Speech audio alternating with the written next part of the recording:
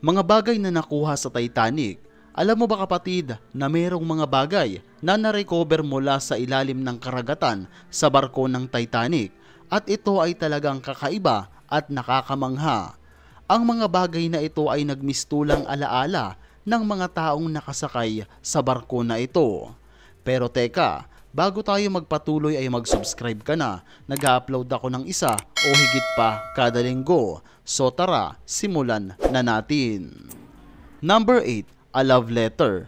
Isa sa hindi malilimutang kwento ng Titanic ay ang pagmamahala ni na Jack at Rose, kung saan sa kasalukuyan nagawan pa nga ito ng pelikula at naibahagi sa mga tao ang kwento nila sa loob ng barko. Pero alam mo ba na bukod kina Jack at Rose ay may isa pang taong nagsulat ng kanyang pagmamahal sa barko at ito ay si Richard Geddes.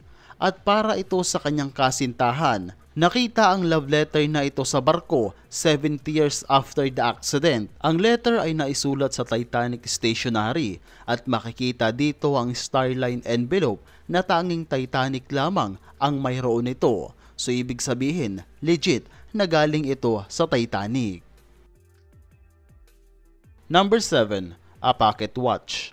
Ang pocket watch na makikita mo ay alam mo bang nagmula sa isa sa mga pasahero ng Titanic na hindi nakaligtas ng buhay. Sinasabing ang relo na ito ay nagmula sa isang taong nagngangalang Sinay Cantor, isang Russian Jewish na kasama sa barko ng Titanic. Ang relo na ito ay nakuha sa kanyang katawan matapos isagawa ang isang rescue operation. Sa kasamaang palad, binawian ito ng buhay habang nakalutang sa tubig. Sa pagtagal ng panahon, marami ang nagka-interes sa relo at sa pinagmula nito. Kaya naman noon, in-auction ito at binili sa halagang $57,500 o 3,162,000 pesos. Number 6. The Violin. So kung napanood mo na ang Titanic, makikita dito na habang lumulubog ang barko ay merong isang grupo ng mga kalalakihan ang nagpiplay ng violin para pakalmahin ang mga taong nagpanik dahil sa papalubog na ang kanilang barko.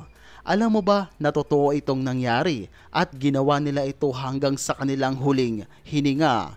Nagpatuloy sila sa pagtugtog ng violin hanggang sa lumubog ang barko. Makalipas ang ilang araw, ang katawan ng band leader na si Wallace Hartley ay nakita. Kasama nito ang violin na ginamit niya doon sa barko. Nilibing si Wallace Hartley sa England at alam mo bang dinaluhan ng higit sa 10,000 people ang kanyang libing. Ginawa ito ng mga tao para magbigay respeto kay Hartley. Ang violin na na-recover ay napunta sa fiancé ni Wallace Hartley at naibenta naman ito sa isang British collector sa halagang $1.7 million noong 2013. Number 5. The Big Piece. Ito ay ang pinakamalaking artifact na nakuha sa Titanic. Ito ay parte ng barko na may bigat na 15 tons at may sukat na 13 by 30 foot section of the hull. Nakita ito noong 1994 at noong 1997 sinimulan pagplanuhan kung paano ito makukuha at noong 1998 tagumpay itong naiahon sa karagatan. Ito ay ang largest artifact ever recovered. Ayon sa pag-aaral na ang bahagi na ito ay nagmula sa starboard side ng barko. Sa ngayon ito ay nasa isang museo at marami ang mga taong namamangha at pumupunta dito para makita ang bahagi ng isang maalamat na barko. Number 4. The Bell. Noong April 14, 1912, mga 11:40 p.m., ang Titanic ay patuloy lamang sa paglalayag hanggang sa makakita sila ng isang malaking tipak na yelo o iceberg. At bago pa sila tumama dito, pinatunog na nila ng 3 beses ang kampana o bell para ipaalam sa lahat na may panganib at maging alerto ang lahat. At yun nga, makalipas lamang ang mahabang panahon, 1987, na-recover ang bell na gamit sa Titanic noong mga panahong iyon. Sa ngayon, ang bell ay makikita na sa isang Titanic Museum at isa ito sa mga mahalagang parte na na-recover sa Titanic. Number 3. The Vials of Perfume. On salvage mission noong 2000, isang leather pouch ang kanilang nakuha. Ang mga salvage expert kapatid ay sila yung mga taong nagre-recover ng mga cargoes o mga kagamitan na nasa ilalim ng karagatan. Ang lalaking makikita mo ay si Dick Barton, isang salvage expert kung saan nakakita siya ng isang pouch sa ilalim ng dagat. Nang buksan niya ito, nagulat siya dahil ito pala ay sample ng mga pabango ng Edwardian perfume.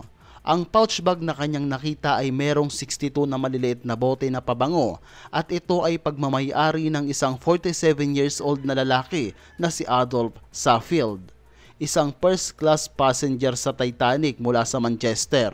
Ang pabango na nakuha ay pinag-aralan, kinuha ang mga components nito para makagawa muli ng ganitong klaseng pabango. Lumipas ang mga taon ng pag-aaral, nakagawa sila ng isang nakakamanghang pabango at pinangalanan nila ito ng Legacy 1912. Number 2, the Titanic Radio. Ang radio ay ang isa sa pinakamahalagang parte din ng barko kung saan maaari kang kumontak sa mga kalapit na barko kung sakaling may unos o may trahedyang darating.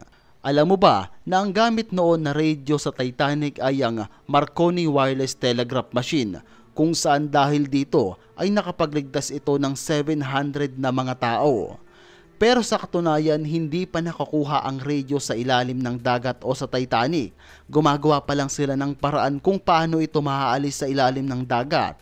Pero alam na nila kung nasaang bahagi ito nakalagay. Pinag-aaralan na lang nila ito kung paano nila ito maaalis sa ilalim ng karagatan. Number 1, the key. Alam mo ba kapatid na ang ilan sa mga susi sa Titanic ay naitago pa? Ang makikita mong lalaki ay si Samuel Hemming, isang lamp trimmer ng RMS Titanic.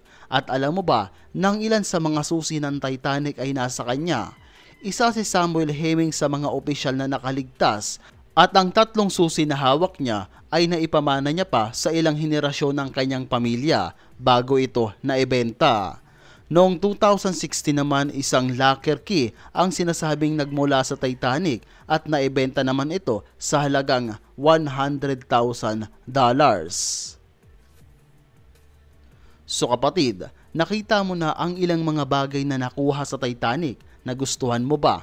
Pa-like at subscribe naman. So this is WinYT. Maraming salamat. I'm out.